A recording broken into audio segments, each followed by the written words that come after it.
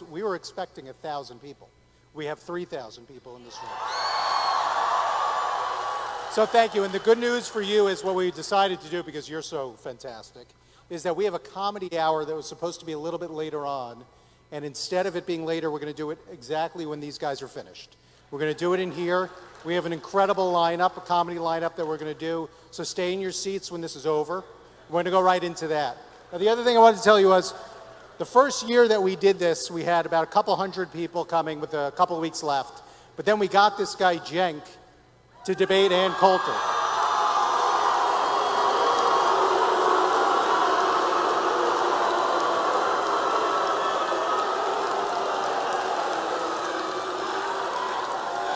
So all of a sudden, we ended up getting about 3,000 people that first year.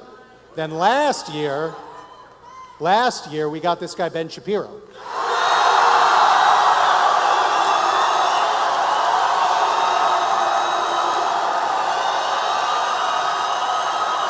So we ended up last year we ended up with about 8,000 people coming to Politicon.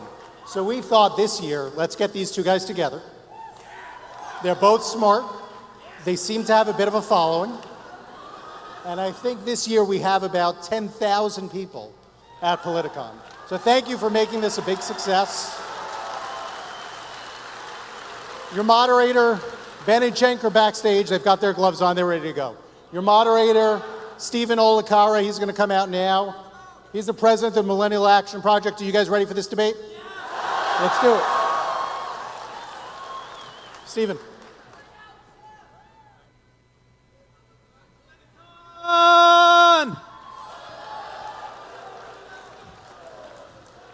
Are you ready for debate night at Politicon 2017?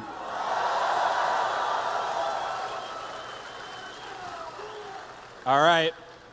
Well, let's bring them out, the people you've been waiting for. First, editor-in-chief of the Daily Wire and host of the Ben Shapiro Show, Ben Shapiro.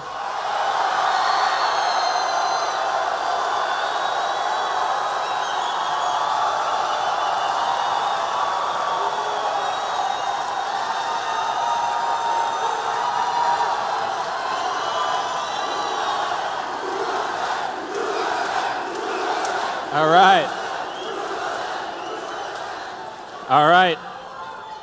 And founder and host of the Young Turks, Cenk Uygur.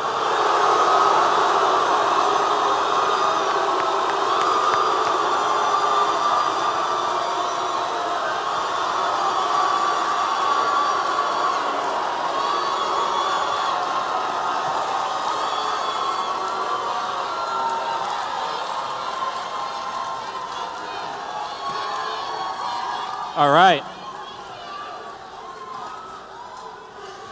If you guys can be a little more excited, that would be great. All right. Well, we're here to debate the future of the political parties. And let me just say quickly one thing about the format. I'm going to pose questions to both of our speakers here. We'll have a response. We can have a re-response. We can go back and forth a few times. When we've gone far enough, then I will step in. I might ask a follow-up question, or I might switch the topic. So, are we ready to go, guys?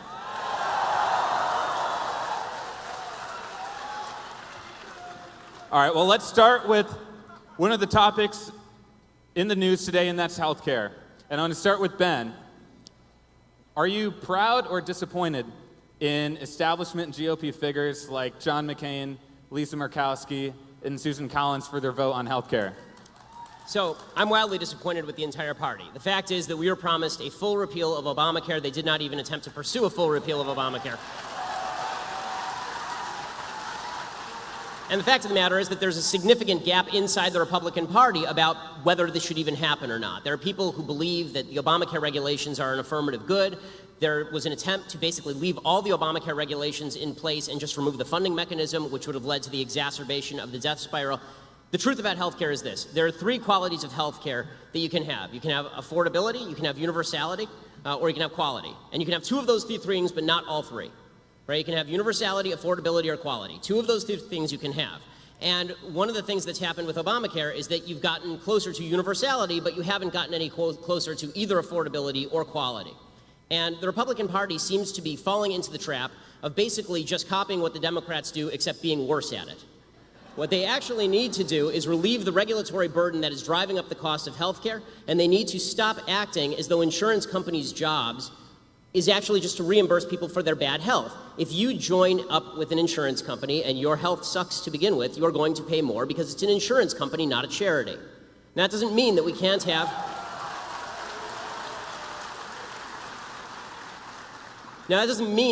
have some form of backup for people who have pre-existing conditions. I would hope that the social fabric would help fill that in. This is why I'm a big believer in charity and churches and synagogues filling that gap.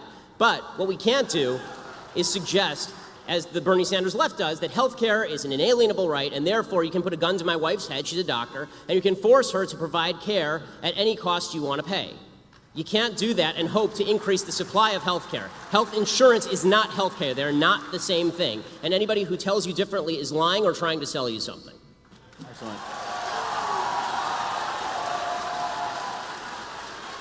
Cenk, your take on the healthcare vote. Great. Before I do that, first of all, welcome to the Thunderdome.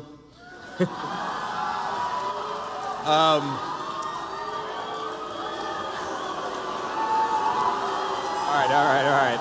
Let's hear him speak. Yes. All Guys, right. wait till he does something. I mean, In all seriousness, the reason that I kid around about that is that I really want to make sure that Ben's opinions are heard and my opinions are heard, and that there's an exchange of ideas.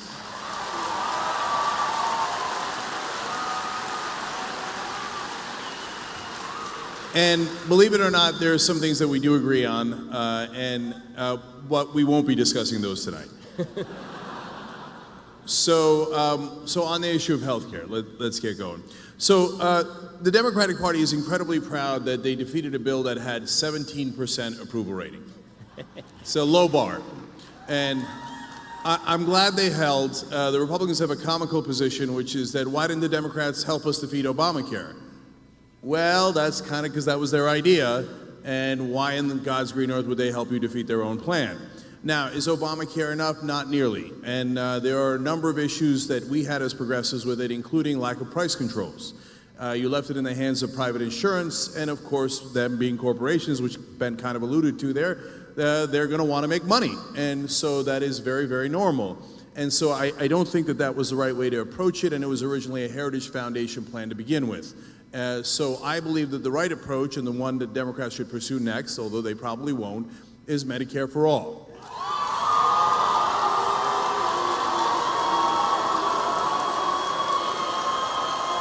So real quick, let me explain why. Medicare polls at 77% and actually accomplishes the three things that Ben talked about. It's universal coverage, it is affordable, and actually gives you good insurance. That's why it polls at 77%.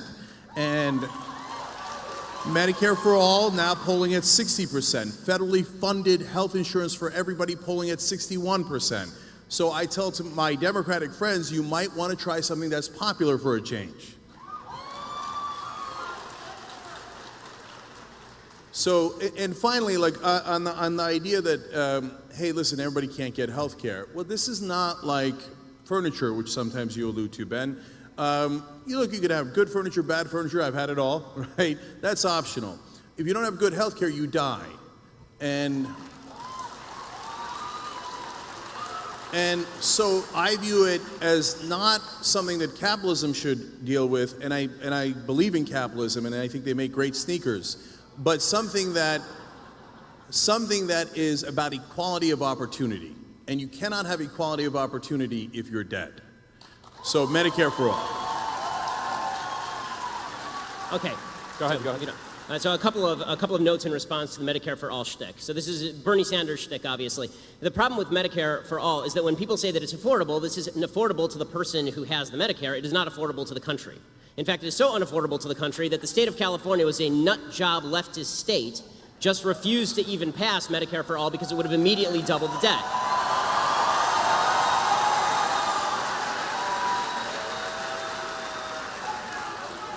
As far as the idea that Medicare, that medical care is a right, but it's not actually a good or a service. This is a way to make things less plentiful. If you declare things rights, but you don't actually incentivize the creation of those things, you don't get more of them. So the South African Constitution has right in there that healthcare is a right, that housing is a right. The fact is that you don't have good housing or healthcare in South Africa because just declaring things rights does not make them appear. What makes more things appear is a market-based system that creates more doctors, that creates more medical care, that creates more incentive for people to join up. So my wife is a doctor. That means she has to go through 1,000 years of medical training, and we have to spend hundreds of thousands of dollars to make her a doctor. The idea that you're going to have the government come in and then dictate the sort of care that she should provide to each particular patient, and then dictate how much she should be paid for that care, is going to lead to a decrease in the number of people who are going into the medical industry, which decreases the level of care overall. This is why I say that it is better to treat things as goods than as rights, because declaring something a right just means that you have the right to steal it from me. But declaring something a good means that you get a market process that leads to lower prices and better care over time. And the big problem we've had before Obamacare is that it was already treated quasi as a right. You had it heavily regulated on the state level. It is continually heavily regulated. The idea there's a completely unregulated market is absolute nonsense. The reason that you have employer-based health insurance in the first place was as a response to wage and price controls placed in the aftermath of World War II, and employers began giving health insurance as an actual good, right? They gave it as an actual incentive to their employees. If you had an actual individual-based health insurance market, you bought it just like you bought your car insurance, you would see more and better health care for everyone.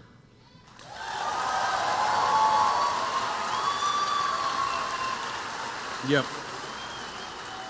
All right. So, Ben, I don't want to steal health insurance from you. I want you to be healthy. That's why I want Medicare for all. You just want to take my money and my wife's services. So, Republicans frame taxes as stealing. That's preposterous. So if we don't have taxes, well, we can't do all the things that we want to do as a community. Now, there are some things that we just talked about that we don't want to do as a community, we want to do as individuals. In fact, the things that we want to do as individuals are much greater. That's why we're a mixed economy, but largely capitalist. And I agree with that. And I run a small business myself, getting larger every day. So, but there are some things that the government should do. They should do the military, cops, roads, bridges, and yes, education and health care. That's because, conservatives seem a little confused about how health care works. Paul Ryan had a whole press conference about this. Ben a little bit alluded to it there. They're like, oh my God, it turns out the healthy subsidize the sick. Yeah, that's insurance. That's how it works. It's like the people with that are not getting into accidents are subsidizing the accidents. Yes, that's car insurance. That's how insurance works. And yes, taxes work in that we all decide we're going to do X, but we're not going to do Y. And I think it is fair for society to say that yes, we are going to do health care for everybody. Everybody. We're not going to leave 20 million people uninsured. We're not going to leave 30 million people uninsured. That's not what we do in a civilized society.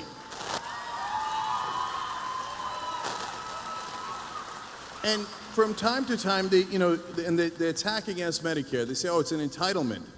Yeah, we paid for it through payroll taxes our whole lives. You're goddamn right we're entitled to it, because we paid for it. We paid for it.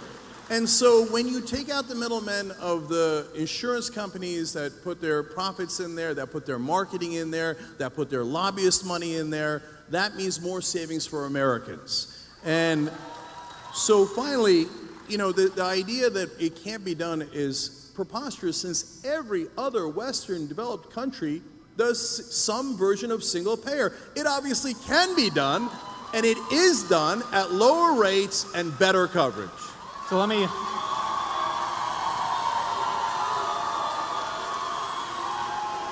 add something to this question, and you can respond to it if you want to, but Cenk referenced Paul Ryan.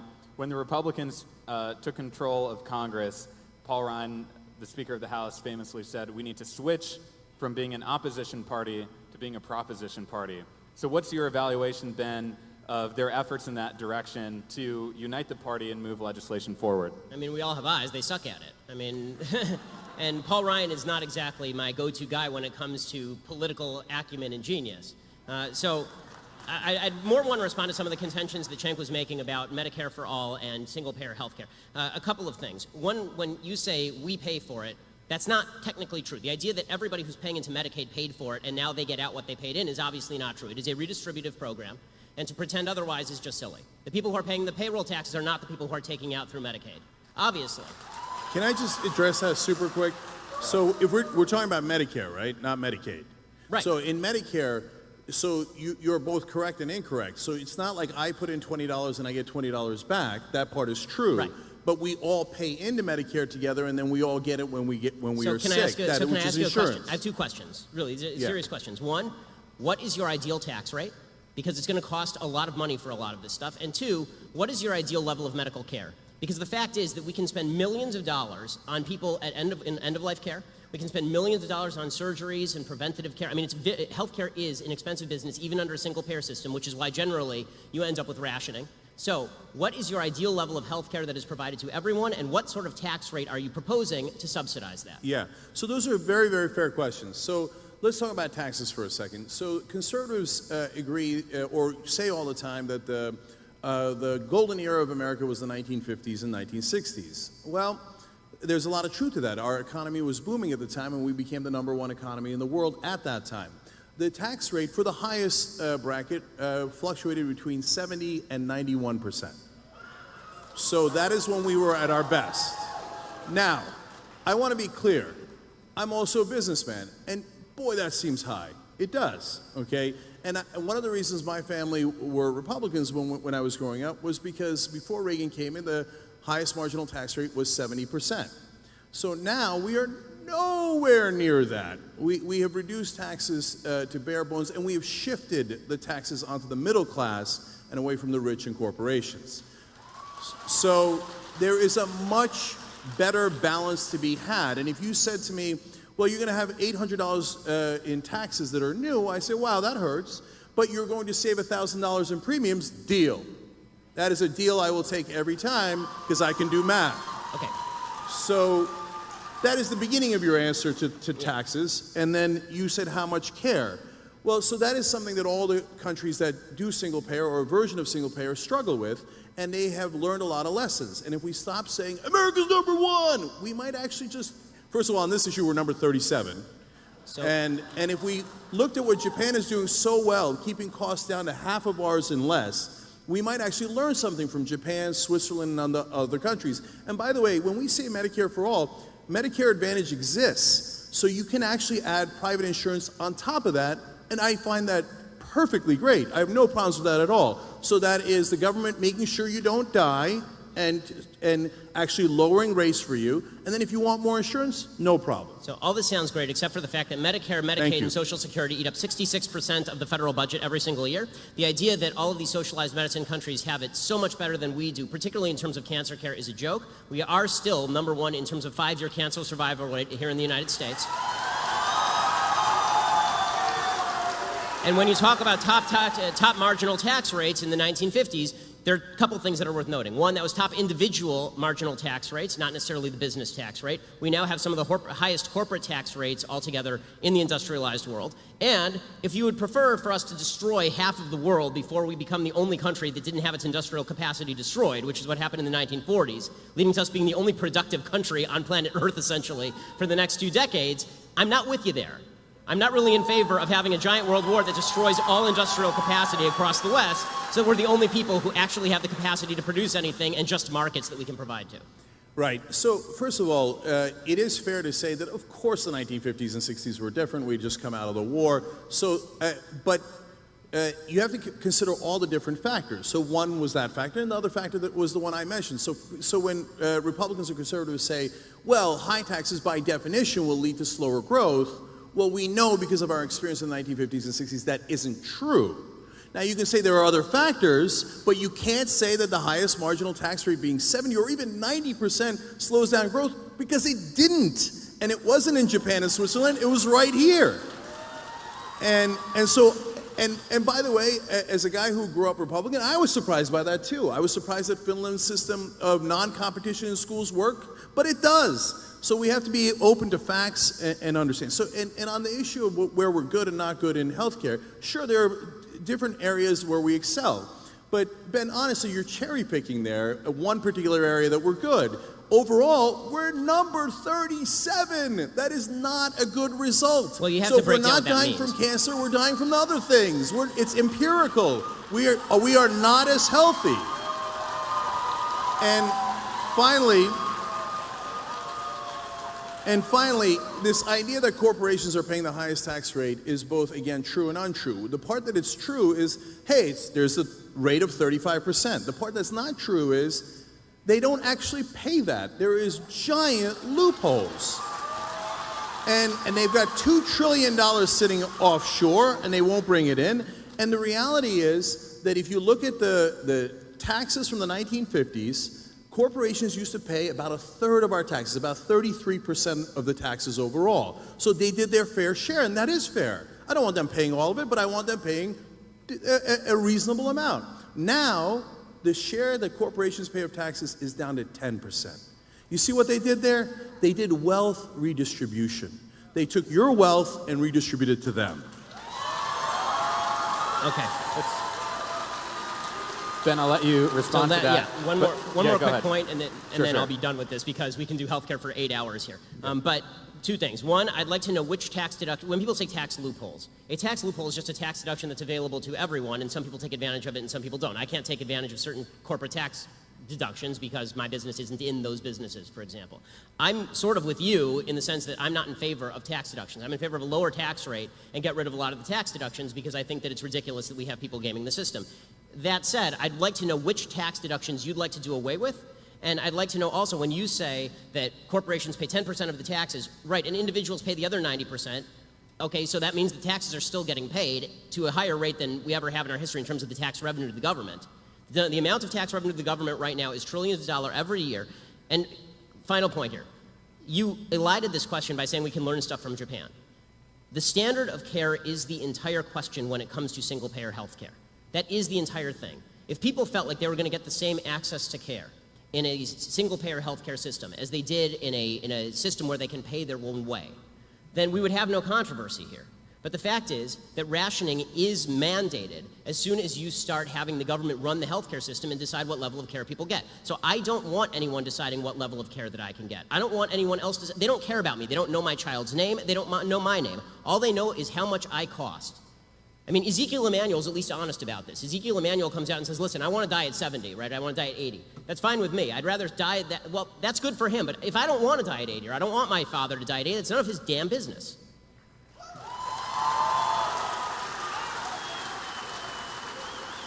So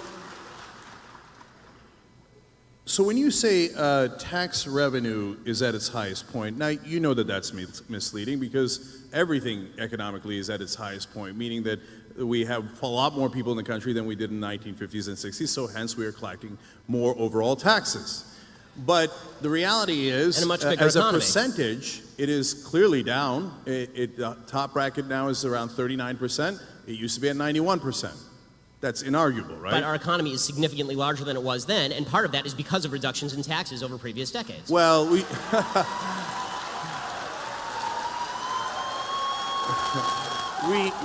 tried supply-side economics. Hey, Kansas, how's that working out for you? So there's this myth that... It's working out for you. Your business is doing great. Okay, yeah. Well, we just had 8 years of Obama. So the tax rate is clearly lower for the richest people in the country. It is clearly lower for corporations, in effect. It is, and so to say that it's at a record collection is misleading. So in terms of the healthcare and how that relates to the government, oh, by the way, on one more thing on taxes, you said, name me a tax loophole. Mm-hmm. So yes, there are plenty of those. For example, they hide their money offshore. They do tricks like the double Dutch and the Irish sandwich or the reverse. And I would end that. I would say, hey, you know what? If we've got a 35% rate, here's the new rule. You're going to pay 35%, okay? And you're not allowed to hide your money. I don't care if it's in the Cayman Islands. We're going to make that illegal, Mitt Romney. We're going to make it illegal, okay? And so then every once in a while they do a tax holiday. Well, that must be nice. You remember when you got a tax holiday? I don't remember getting a tax holiday. No, that's only for corporations who bribe politicians. So they brought that rate down from 35% to 5%. And they said they were going to create more jobs. Color me surprised when it turns out they didn't. They offshore taxes. They took that 30% extra, put it in their pocket, gave it to their executives, and created no new jobs. Because that's how it works if you just trust corporations to do the right thing. Corporations are not evil. They just want to maximize profit. That is what they're built for. So please don't be naive and be like, no, but the corporations will look out for our interests. No, they look out for their bottom line. Well, I mean, and finally, just last quick thing, Sure. Medicare Advantage. You keep saying rationing health care, but Medicare gives you the bare minimum, and people seem to be very, very happy about it given how well it polls, but you can do Medicare Advantage and get more. I want you to be able to do that. If you're incredibly rich and you want every kind of treatment, I don't want to deny that to you. Get Medicare Advantage. So Yes. Ben, let me just ask, The and you problem can is when you respond pay- to that too. The problem is when you pay a higher tax rate throughout the course of your life to pay for all of the Medicare that you are talking about, you don't have enough money to pay for Medicare Advantage in many cases. And as far as this idea that corporations they don't have any of your interests at heart, you're a corporation. TYT's it's a corporation. You have 80 employees. I assume that you're not just a greedy asshole, and that you actually would like to help your employees from time to time. And you just talked about how under Obama, everything got better with your business. Well, under Obama, he didn't radically escalate taxes. Okay, there was not a radical escalation of taxes under President Obama. And finally, when you seem to be identifying a higher tax rate in the 1950s with higher level of growth. So if that's the case, why not just tax everybody at 100% and we can have massive growth from here to eternity?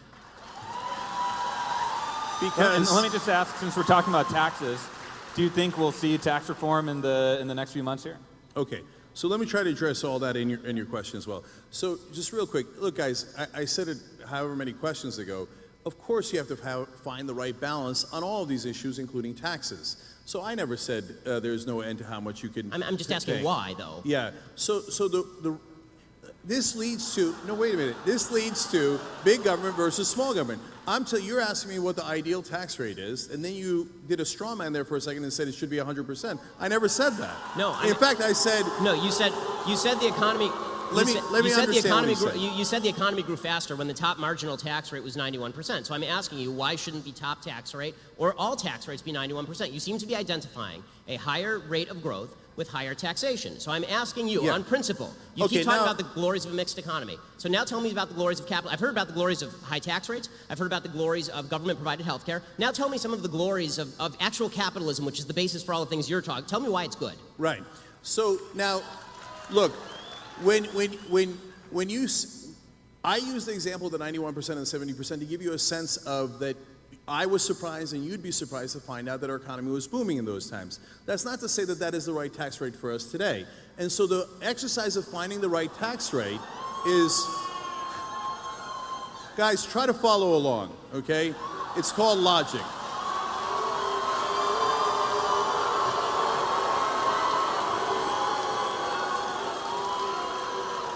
So it would be preposterous to set the tax rate at 0. It would be preposterous to set it at 100%. So what we have to do as a society is figure out where we can maximize the most amount of good for the country. Should it be closer to including 0 or revenue closer for to the 100? government, but not too much away from us. So, for example, the reason why when taxes are higher, it winds up being better for the economy is because it recirculates the money. So if you give it to the rich, this is hilarious. If you're uneducated, please at least don't make it obvious. This is the most interesting conversation on taxes I've heard. If you don't know the concept of recirculation of money, then go look it up.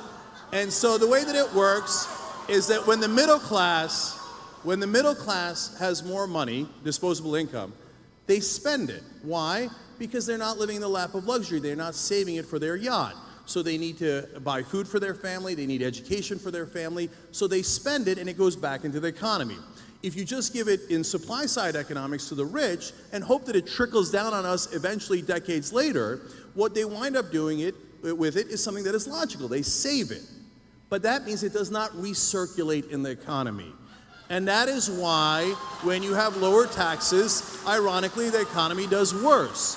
But of course it's a balancing act. Okay, so now you're making a strong case for Keynesian economics, which is totally fine, obviously. The problem with Keynesian economics is that it doesn't even work in theory because, again, once you go to the logical extreme, which is remove all of the money from the rich people who are saving all their money and give it to all the poor people to buy hamburgers, that doesn't help the economy or spur the economy. What spurs the economy is a higher level...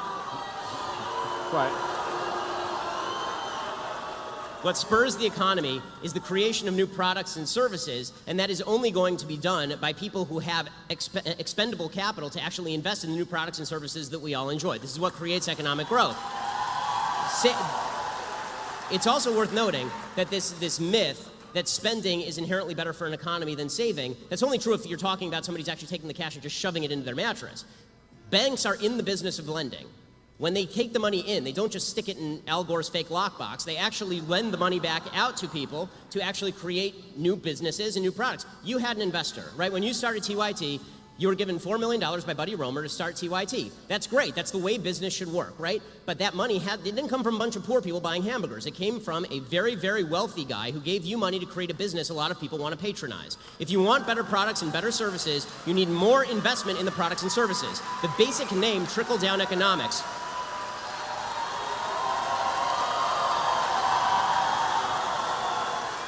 the basic name trickle-down economics is not something that any conservative even proposed. It's a leftist revision of what economics actually is, because you're not giving me the money. It was my money in the first place, created through voluntary transactions that I had with others. I've not stolen money from anyone, neither have you. And the idea that money has to be forcibly taken from you and handed to somebody at the bottom end of the economic spectrum to somehow jog the economy, that may jog McDonald's, but is not going to jog all of the creation of the products and services that make all of our lives much better today than they were 30 years ago in terms of the stuff we have access to. Cenk, I'll let you respond to that briefly, and then we'll switch topic. Yeah. So I'll try to answer that as briefly as I can, and then I'll go on to your question. So when you talk about, hey, the banks they're not going to just keep the money, they're going to put it out and lend it to people, unless they decided to do their own investments, which is what they did because we repealed Glass-Steagall. So it's not as simple as, oh, I have money, so then I will now utilize it or I'll lend it out. So that is way oversimplistic. Speaking of oversimplistic, to say that, oh, well, they'll go buy hamburgers with it, come on. You were the one who said so food. The middle class is struggling right now, and we've turned this into a Walmart economy where people are getting $7.25, and that if you're getting around $10, I think that's about $15,000 a year. So that is serious pain and difficulties. So if you give those people money, it's not like, I just want to go get a hamburger. No, they desperately need that money, and they will spend it all back into the economy. So that's an economic fact.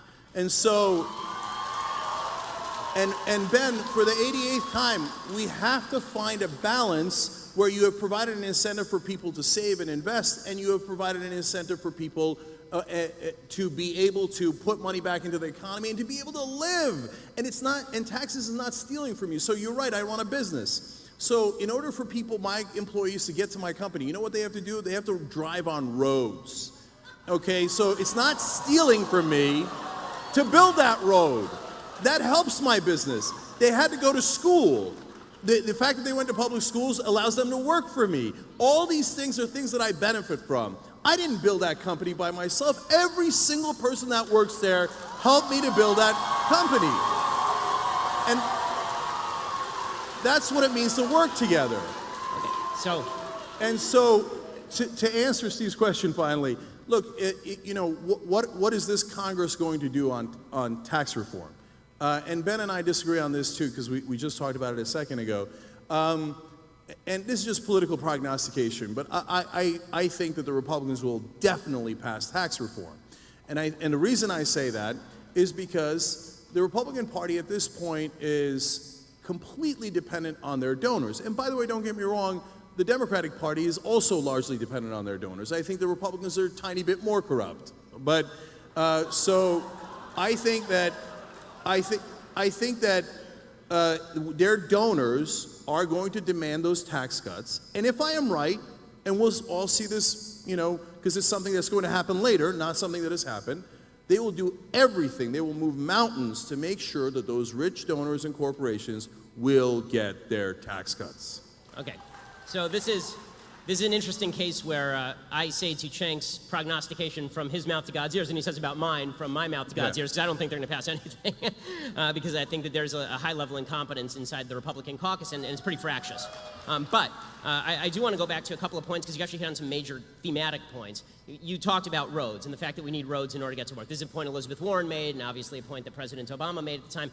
I don't think anyone argues that we don't need roads to get to work. The problem is that when you're talking about roads as a percentage of the budget, we are talking about a tiny, tiny, tiny percentage of the federal budget and of the state budget and even of the local budget. So the idea that you're justifying massive tax rates on corporations in order to pay for roads is just intellectually dishonest. It's a tiny, the stuff that we agree on, that government should spend on, is a tiny percentage of spending, right? It's all the other stuff that we disagree on. As far as the idea that I'm somehow being, dismissive toward people who are buying hamburgers, I'm not. I'm saying the people who are poor need to buy hamburgers to feed their children. They don't have the money to invest in building an iPhone, because when you're just trying to get by and you are living in a Walmart subsistence economy, you're using that money to buy the products and services you need to get by. That does not create new products and services that become cheaper over time through competition. You need somebody to make those investments. You said this about Glass-Steagall, for example. You said the banks, they might make their own investments. In what?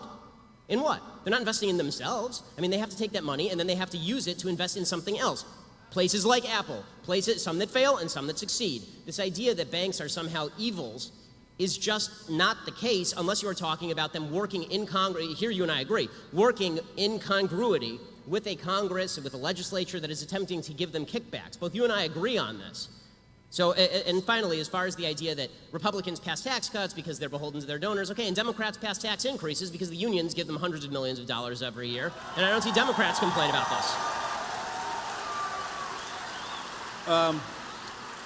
So, you got me there. The unions give money to the Democrats. Am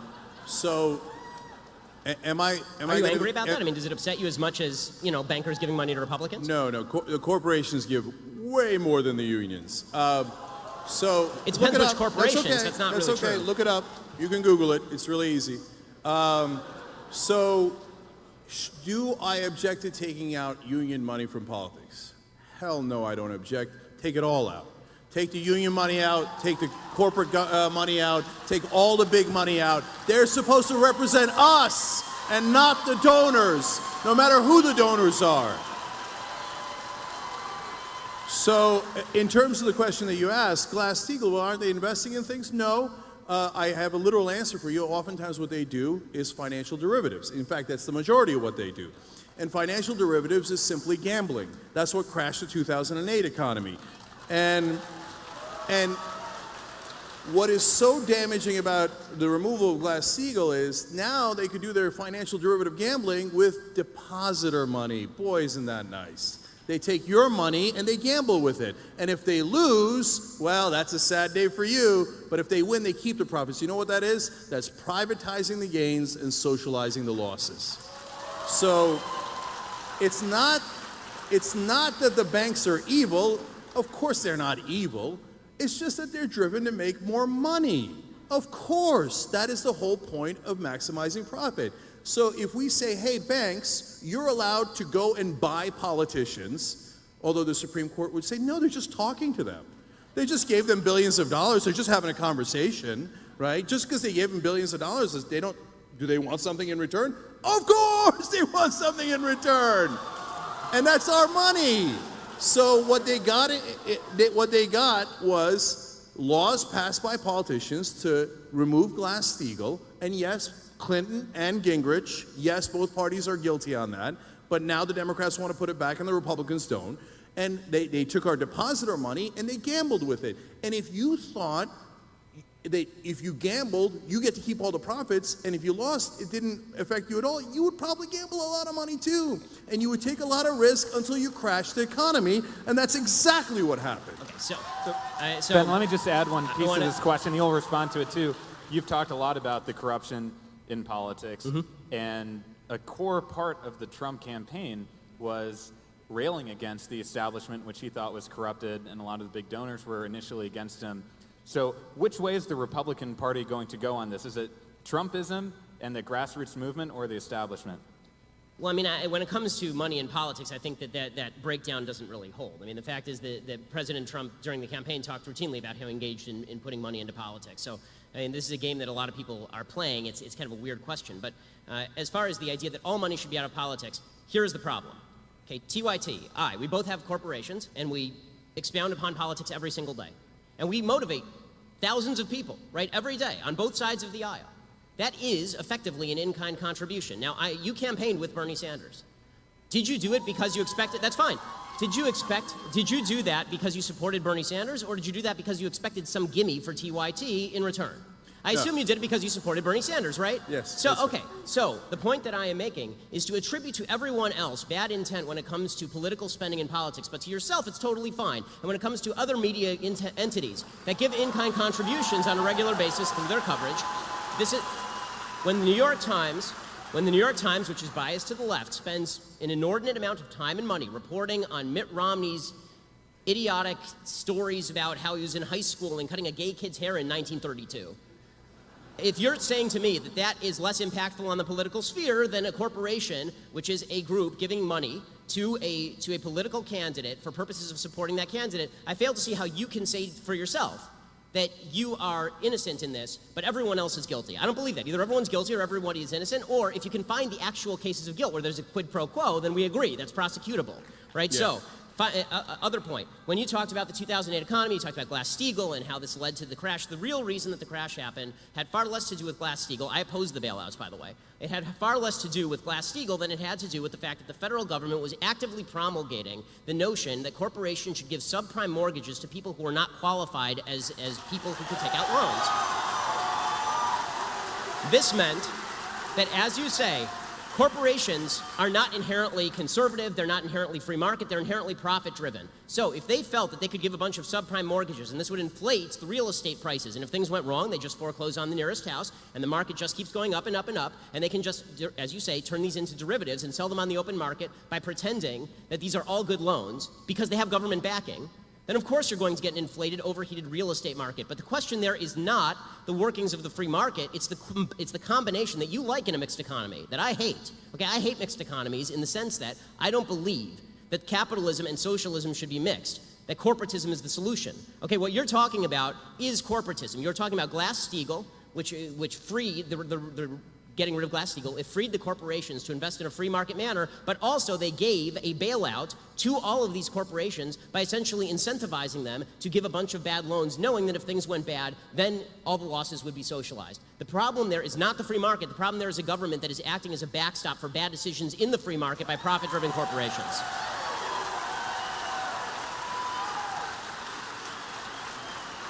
Okay. All right, I love that. There was a lot to respond to there, so let me try to take it one at a time. So first off, I love the idea that the government made the banks do the subprime mortgages, and golly gee, the government twists the banks' arm when they made billions upon billions of dollars. Oh man, don't make me make another billion. Don't make me make another billion. No, they did those. If they thought they were going to lose money off of it, they would have a fiduciary responsibility not to do it. I agree. Okay, they were not forced to make billions of dollars. They were not forced to then have us bail them out. Right. They did all of that because there's legalized bribery in America. Right, because the government was giving them money. Correct. So now let me address that. You say, well, what's the difference between your speech and their speech? Mine is actually speech, and theirs is money. So there's a giant difference. But you spend money on your speech. First off, so they say, no, Supreme Court says, no, money is speech now. No, money is property. It's not speech. And so if money was speech, well, then if you go to a hooker and you say, oh, no, officer, I was just talking to her. Okay, money is not speech. So, for example, to give you a sense of it, to compare me saying I like Bernie Sanders and you saying whoever you like is the equivalent of this is obviously nonsensical. I believe it's obvious. So in a recent five-year period, the top 200 corporate givers, they both in donations and in lobbying spent $5.8 billion, okay? So that is not the same thing as me saying, hey, I like what Bernie's saying about college and Medicare. And when they did, why do you think they did? It was not because, hey, they genuinely like Bernie or Trump or Hillary. Because in return for that $5.8 billion, they got $4.4 trillion in government subsidies. So, which leads to, I actually think, the biggest point here, the difference between big government and small government. So a lot of times conservatives say, oh, you guys like big government. That's not true. So let me explain. If I ask you, hey, you got a plumbing job, what would you like, big pipes or small pipes? I don't know. What's the job we have? It depends. It's the same thing with the government. Okay, what size government would you like? I don't know. What's the job we have? So to say big government or small government doesn't make any sense. So, for example, do I want a big government that invades Iraq? Hell no, I don't. No way. And Ben, you were vociferously for the Iraq war, so in that sense, you loved big government. Couldn't get enough of it. And I could go on and on and on. Republicans say, no, no, no, we don't like big government, but we'd like to be inside your uterus.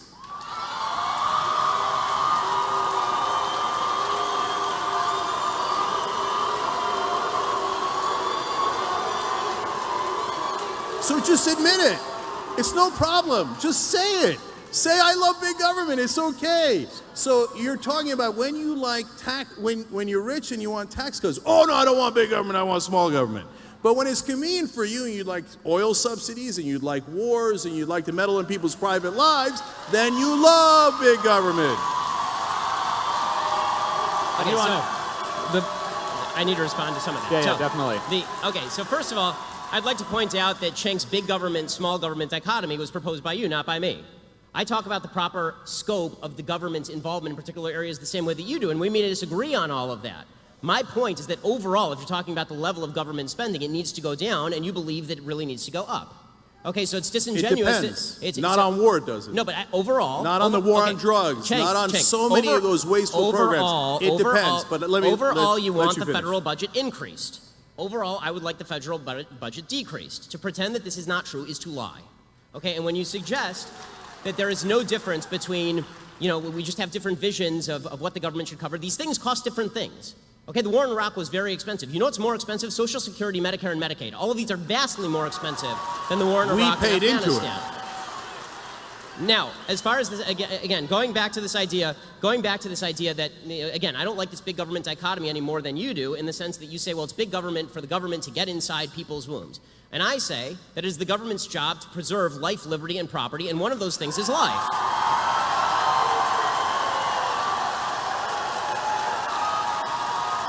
To protect you from someone else taking it. Okay? To protect you from someone else taking it.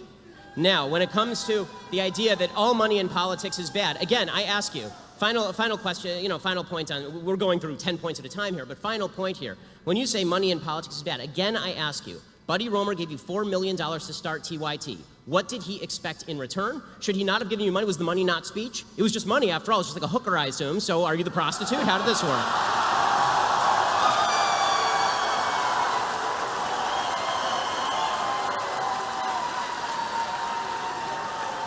When you take money from Al Jazeera, does that make you a hooker for the Qataris? How does that work? That was an awesome conflation.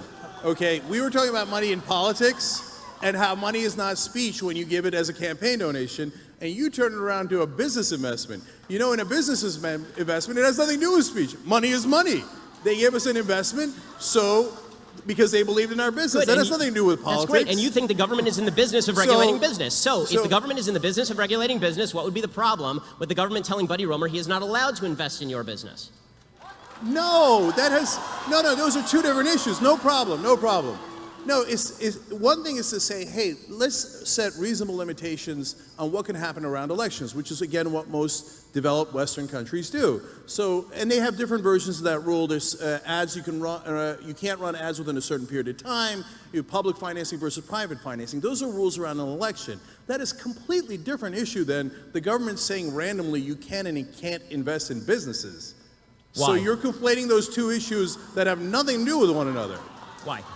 So let's just what does why mean? Because it's those a, are because two. Hey, you believe in education, so why don't you believe in healthcare? Because it's a free country, and I get to spend my money wherever I damn well please. All right. So as we're coming to the close here, We're going to do one Okay, more. I gotta ask him. All right, very quick, So very you quick, damn though. well please. Okay, so when the Koch brothers or Bloomberg or Soros puts in hundreds of millions of dollars into elections, you think, well, I just do them because they're good guys and they damn well please buying all those politicians. Or you think, no, the politicians would never be affected by hundreds of millions of dollars in legalized bribes. Okay. And you can't just spend your money anywhere you want. Of course there are rules. You can't bribe people. Right. There's many things you can't do with your money. And one of those should be bribing politicians, but we made it legal. Cenk. So I'm curious what your opinion on that is.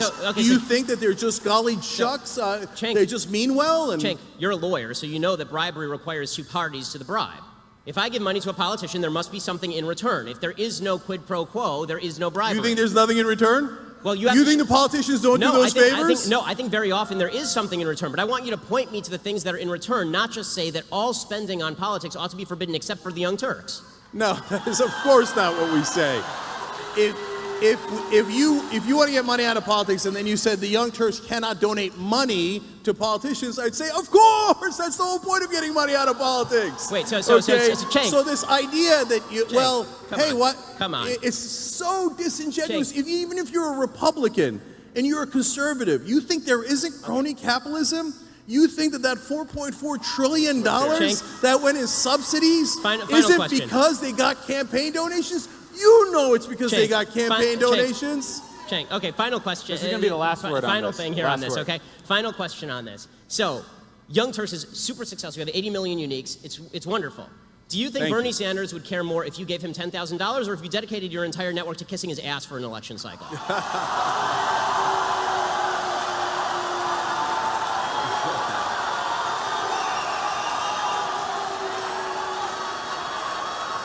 All right, so two things about this. First of all, I think you and I will agree that what we did in praising some of Bernie's programs, a lot of Bernie's programs, but not all. For example, I disagreed with him on guns, and I thought Hillary's education program was slightly better than Bernie's. And by the way, I agree with Republicans on the Export-Import Bank. So it's not blind allegiance. That is not what we do, not remotely, okay? Second of all, I think you'll agree with me that the mainstream media kissing Hillary Clinton's ass for 2 straight years was a much bigger problem. Would you outline? Now, the distinction that you're asking for, and now I've answered, I think, 4 times is, one is speech, and by the way, protected, you said life, liberty, and pursuit of happiness. I think we all agree to that. I got a big applause line. I also agree. And in our Constitution, the First Amendment is right to speech and freedom of the press. So that is that rubric. Money is not in the First Amendment. There is no right to spend money on politicians. Money is money, speech is speech. All right, so let's do rapid fire now as we come to the close here. I think, by the way, there's wide agreement about the corruption in politics, maybe different ways of how to deal with it, but this has been a very good conversation. So I'll go first to Ben.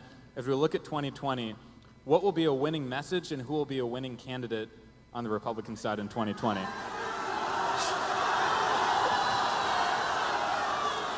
So, I think that the greatest ally that the Republicans have is the incompetence and stupidity of the Democratic Party.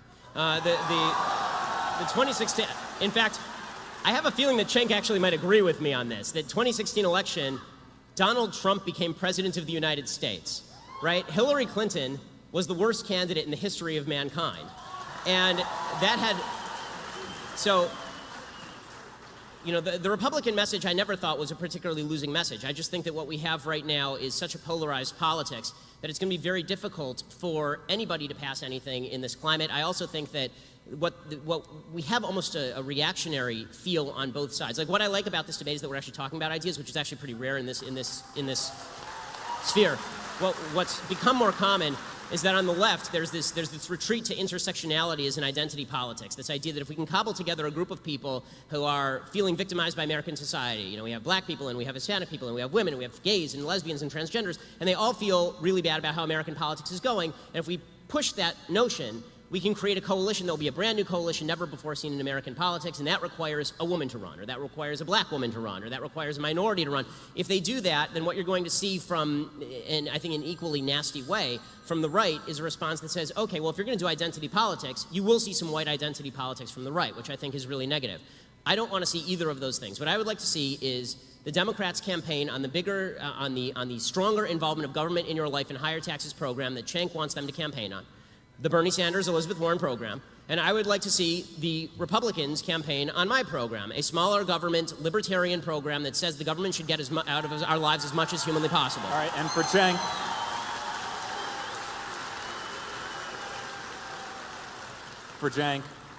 what will be a winning message and who will be a winning candidate for Democrats in 2020? Yep. So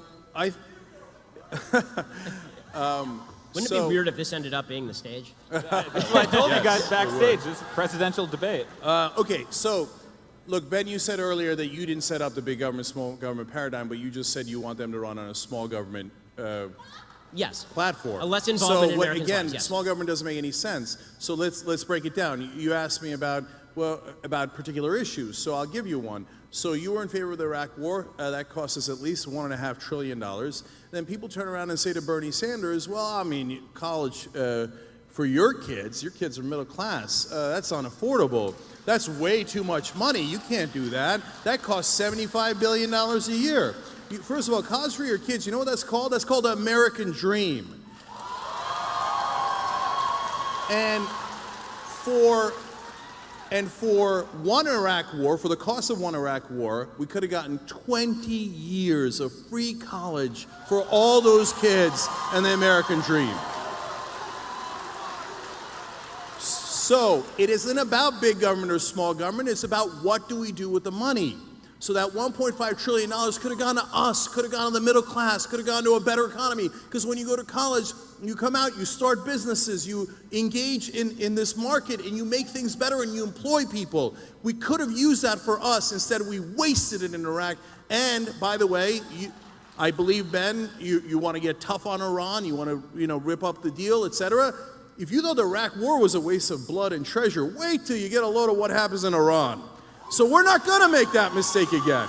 We're not going to make that mistake again. So what would I run on? Look, this idea of the identity, that Democrats run on identity politics, and some of them do. But let's not forget that Republicans do the same and worse. Who was the one who came up with the Southern strategy? That was the Republican Party. And the Southern strategy was, let's go get racist white voters in the South. That's a fact. So, once again, it's this wonderful capitalist invention called Google. Google it. So, two Republican chairmen have said, yes, we did do that strategy, and we apologize. So that's a fact. They're the ones who invented identity politics. So when you like identity politics when it serves your interests, but all of a sudden when we say, hey, can black people have the same rights as white people? Oh, identity politics. Can gay people have the same rights as straight people? Identity politics. It's called equality. Look into it. It's called America, okay? All right, well, I think we now know. USA! USA! USA! All right. Equality for all of us! Okay. All right. I want to respond to this is a Ben, point. just very quickly, and then we'll have to This wrap is it very up. quick, okay? Very quick. Okay, I want to respond to a point. This is a point that Cenk made last year in his debate with Dinesh repeatedly for about an hour. Was the Southern strategy with regard to the Republicans. Okay, I'd like to point out the idea that the entire South solidly moved into the Republican category because of the Civil Rights Act is historically false and has been debunked multiple times by people ranging from Sean Trent at Real Clear Politics to professors at the University of Pennsylvania. And there's a bunch of ways to debunk it, including the fact that the Congress did not switch Republican in the South until 1994. Okay, did it take 30 years for the racists to realize what was going on?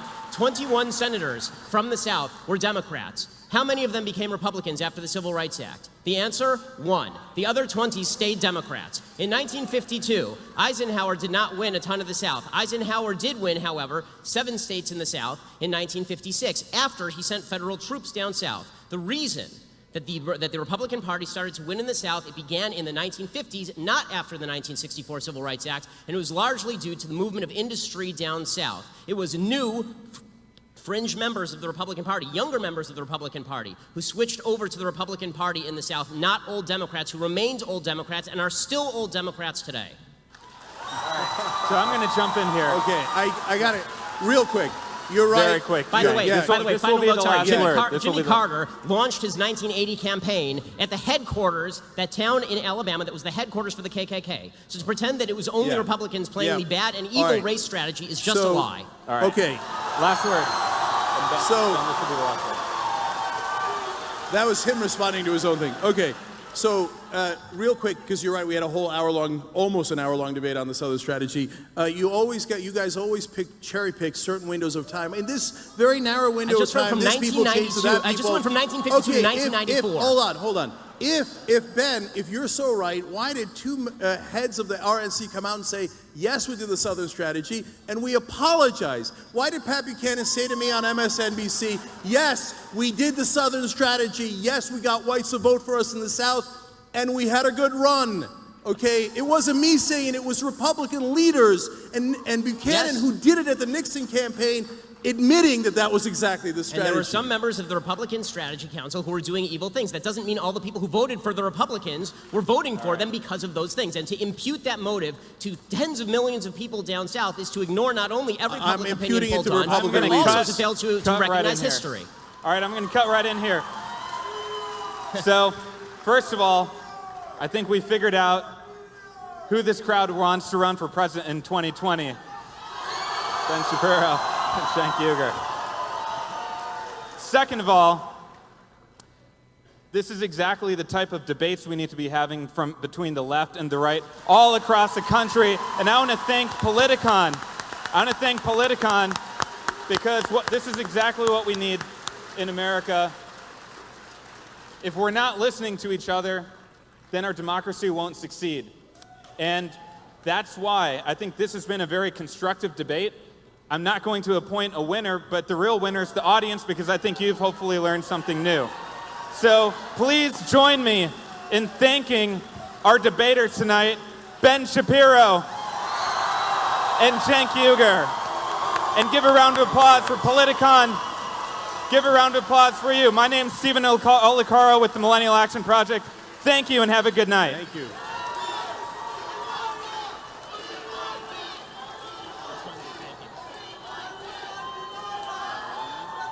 Hello. Test. Hello. Hey, you guys, we have a comedy show coming up right now, actually, so we're hoping that everybody could just keep it, taking their seats. I know we're not going to debate each other, but